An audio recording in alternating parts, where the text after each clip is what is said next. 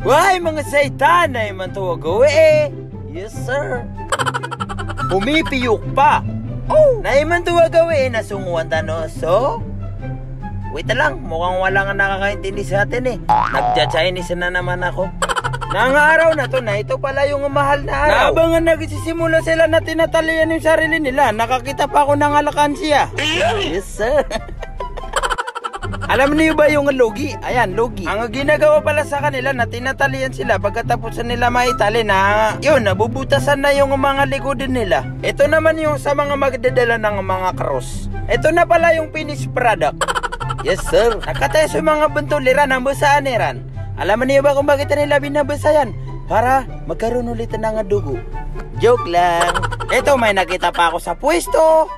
At habang umuwi ako, marami pa akong nakasalubong na ganito. Nadiyagan ng katawan, ito na ipiyanganganiran. Gusto ko rin sana kumain kung ano yon. Namamasa ako sa kanila ka, bakit nakasapang yung mga buntal nila? Kung mga skeleton yung mga nakasalubong ko ngayon ha, solid naman yung isang to. The Big Pork. Yes sir. Sobra na yan laki ng katawan minsan. Sheesh.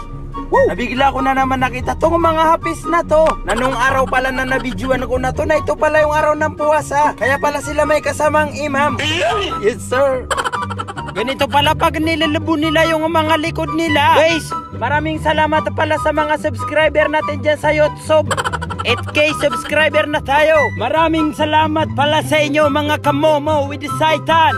Yes sir. At sa mga nagtatanong pala, ito pala yung Facebook page ko at Facebook account ko. Yes sir. At sa viewer ko naman dyan sa Facebook, ito naman pala yung TikTok ko. Ayaw na pala bala umitindi dyan sa video kahit balard, kasi baka mabayulisyonan tayo. Ba mga Saitan! Peace! Oh! Yes sir.